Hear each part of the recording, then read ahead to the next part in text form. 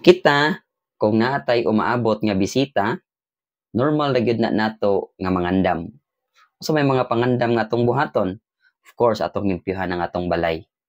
Atong andamon ang mga nindot nga gamit nga atong ipagamit, i-offer ngadto sa ato ang bisita.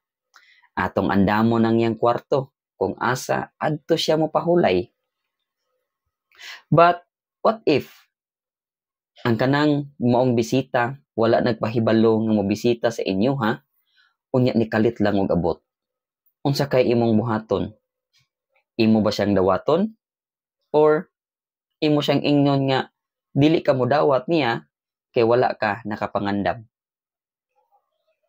Ang atong ebanghelyo karon kinutlo ni Saint Matthew chapter 24 verses 42 to 51. Si Jesus miingon sa iyang mga tinun-an, busa pagbantay kamo kay wala kamo masayod kung unsang adlaw muanhi ang Ginoo. We know nga ang Ginoo mobalik sa kalibutan. Apan the question is when, where, and how. Mo nay pangutana nga until karon we cannot answer. Maybe ang Ginoo moabot in a different ways. Nagkalain-lain nga bahin sa atong kinabuhi.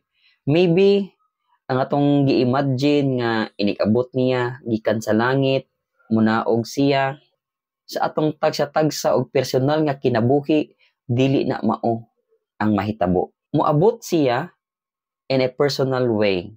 Ang pangutana, kung moabot ang Ginoo nga kamurang duha ang magsugat, unsa kay imong buhaton?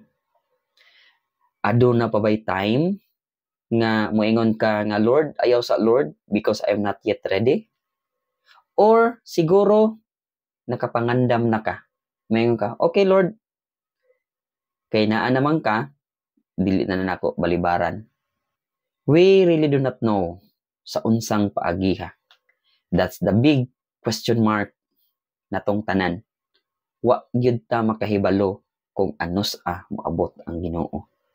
Unsa may maayo natong buhaton? Walay lain kundili mangandam. Mangandam sa unsang paagiha? Mangandam kita spiritually para inig-abot sa Ginoo ang atong spiritual aspect is ready na sa iyang pagbalik.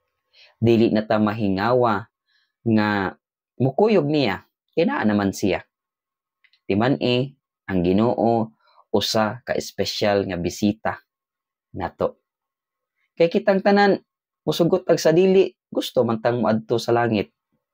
Nya moabot man gyud ang panahon nga kuhaon ta niya ug dad-on ta niya didto sa langit. Dili di ay ka mukuyog. Magpabilin nang di ay ka diri sa kalibutan. Again, ang pangutana diha, how ready are we when God comes?